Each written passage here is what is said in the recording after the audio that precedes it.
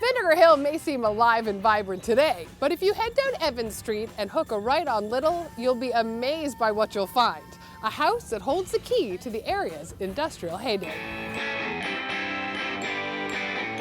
Toni, this house is either called Brooklyn's Gracie Mansion or New York's White House. What is it? It is the 1805 Commandant's House of the Brooklyn Navy Yards. Probably one of those beautiful mansions anywhere in New York City. It was designed by Charles Bulfinch, the same man who helped design the nation's capital down in Washington, D.C. And supposedly, the dining room is the same dimensions as the Oval Office, and has been in private hands since 1964 when the Brooklyn Navy Yards sold it off. It has an incredible view of the harbor and the Navy Yards. Who lives here? There's a bit of a mystery surrounding this house. Renovations have been going on for a long time, but the gate is always locked. No one's quite sure who lives there. No one will say what goes on. It's probably one of the greatest mysteries in the neighborhood. Now, while we can't go in the Commandant's house, we can experience what this industrial era of New York was like, because every Saturday and Sunday, you can actually take a tour of the Brooklyn Navy Yard. So to give you a sense, the Brooklyn Navy Yard operated as a naval shipbuilding facility from 1801 up until 1966. Think about all the wars that took place during that time period.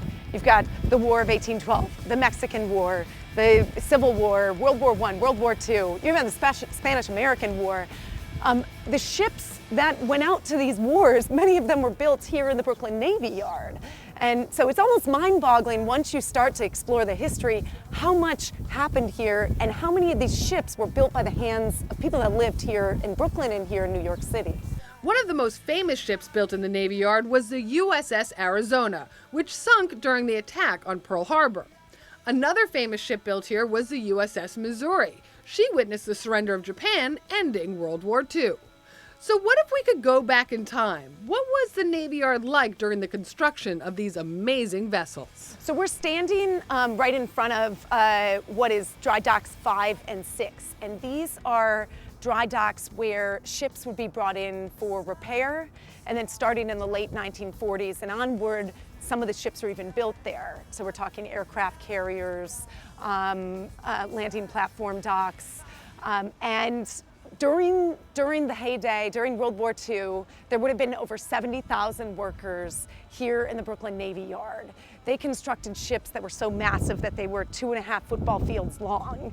You had people in sub-assembly shops who would be welding small pieces of the deck of the Missouri, other people working as draftspeople in the drafting department. There were 175 tons of blueprint paper alone just for the USS Missouri. Wow. So if you think about the Brooklyn Navy Yard, during the 1940s, it operated as this massive factory, right? Even though you have factories throughout the site and they're constructing different parts of the ship, what a massive undertaking.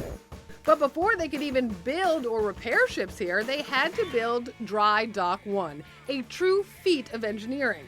But according to Urban Oyster, at the time it was considered to be a disaster because it cost over $2 million to build back in the 1840s.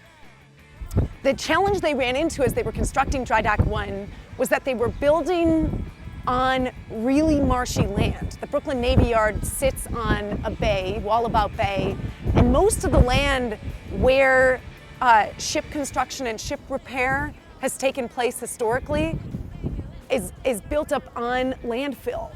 And so as they're constructing Dry Dock 1, the granite blocks just weren't staying in place. They were popping out, so then they had to rip out all the granite blocks. They developed the nation's first steam-powered pile driver here in the Brooklyn Navy Yard, used that to drive down the oak pilings deep beneath the granite blocks so they could actually get the dry dock to stay in place. Coming up, reinventing the Navy Yard, how this industrial hub is going green. Then we head underground in search of signs and road trip to take a bird's eye view of American air power. Plus, Megan's back with the pop-up New York quiz. Okay, so it's not a nightclub, and it's not a restaurant, and it's not the home of some eccentric artist or crazy celebrity, but it is where you might hear the lions roar. Where am I? Stick around to find out.